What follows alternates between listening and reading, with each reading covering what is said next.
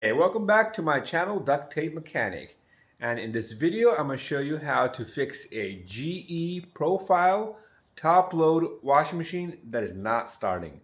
So if you find this video to be helpful, make sure you subscribe to my channel for more DIY and tinkering videos. Alright, so here is the washer in question. It's a GE Profile top load washer.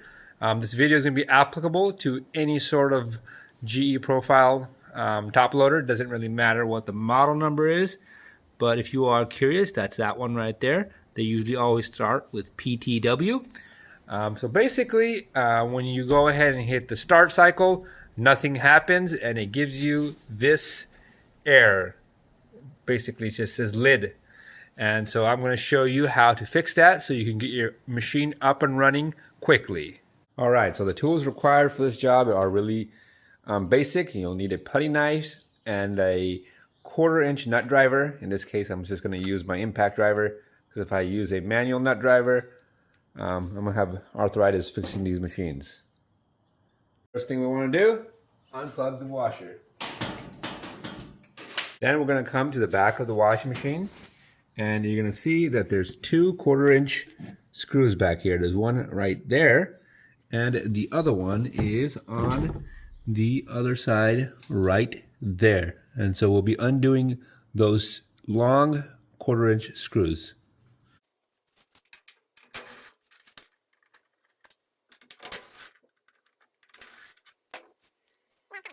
Those 2 screws removed, we should be able to just kind of pull this forward and out of there, or at least flipped over like that. To completely undo the user interface panel, we'll have to undo this connection or this proprietary GE diagnostics port that you had to have a special tool to actually use, but all you got to do is just push down on the bottom of it. Sometimes you can do it with your fingernail, sometimes you just have to do it with a putty knife, but it should just pop right out. Here it is out the back side. And then also you just have to undo the connector to the actual interface panel. Just push it and pull. And then that is out of the way. Then there's also a 1/4-inch screw holding on this metal casing.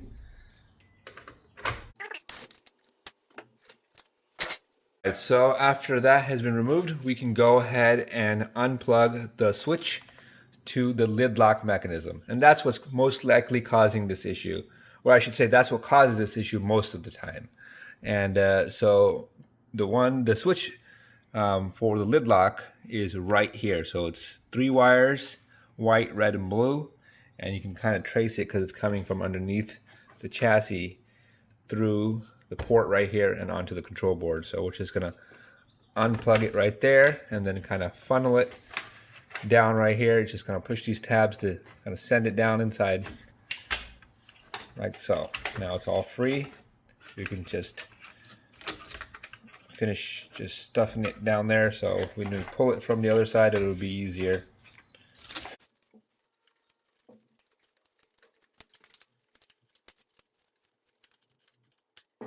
Alright, I had to set the camera up with my tripod to do that with both hands, but basically I just unplugged that connector and then kind of guided it through that port right there and shoved it down there.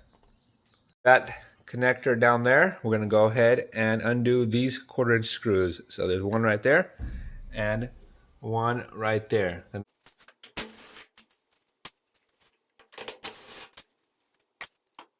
After that part, we're going to go ahead and flip up the lid right here.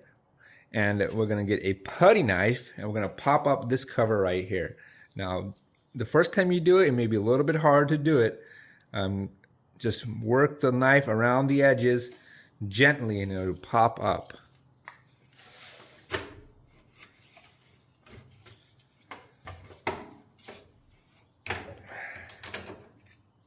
There we go. After that, we're going to get the putty knife and we're going to push this part right here while we push this whole mechanism kind of to the left and down. So I'm going to push this like that, and at the same time I'm pushing it to the left.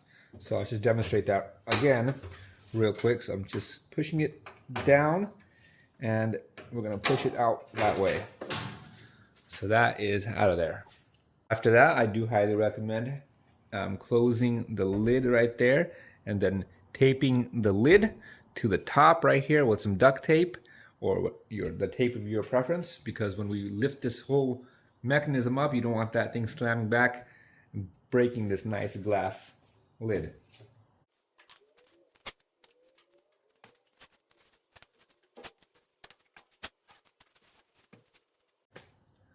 All right, then what we're gonna do is we're gonna get our putty knife, and about 10 inches from this edge, about right here, we have a push clip right here that we need to push in order to get this whole top assembly up. So this thing can be quite firm, but it's about right there. And we're gonna push in, and then we're gonna pull up at the same time, and we should be able to pop it up.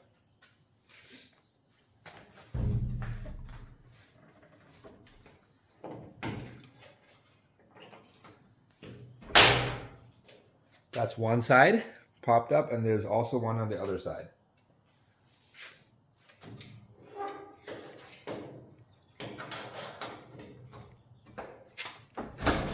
There we go. And that's what those clips look like when we're zoomed in. So essentially we're pushing them in with a putty knife. Now we're going to go ahead and prop up the top right here. If you have a helper, this is where you want to use them.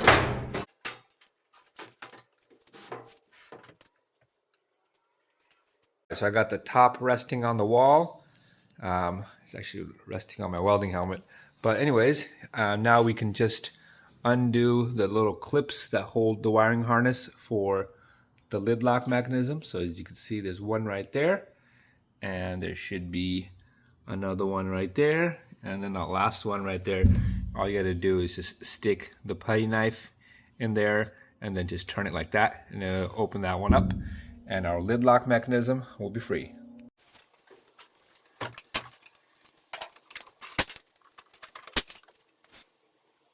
All right, so once you get the old one out, all you have to do is put the new one in, and the process is pretty much the same, but in reverse order.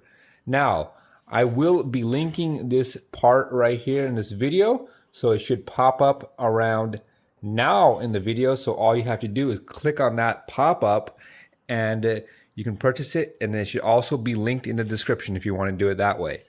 Oftentimes these just fail mechanically. This thing gets stuck or jammed and it won't engage. So let's go ahead and install the new one. First thing we're going to be doing is going ahead and just sticking this through the port and then routing the wires through those clips.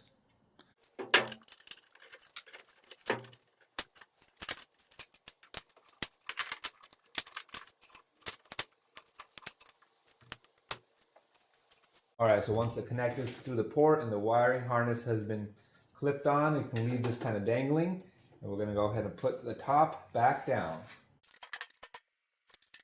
Alright, then we can just undo the tape.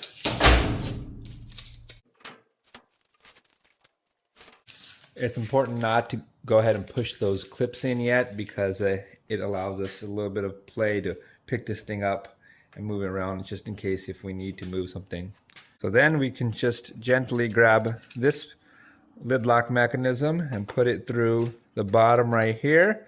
And the way it goes in is that this bottom left piece slides in first, so that like that, and then the top will come in, and then you push it all to the right, and it should click right there, nice and clicked in.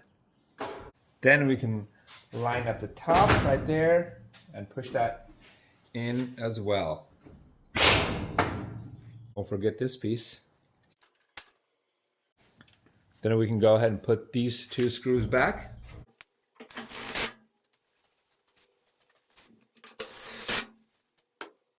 And then we can connect the lid lock mechanism back into the control board, routing it the same way that it came out the first time.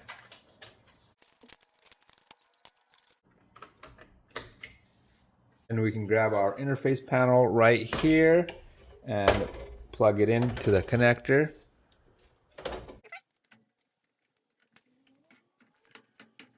And don't forget to put the service port back on. Basically, we're just gonna put this portion in first, the top, or I guess the bottom if you're looking at it from this angle, and then just pushing it on like so. Don't forget the cover that covers the connectors on the control board.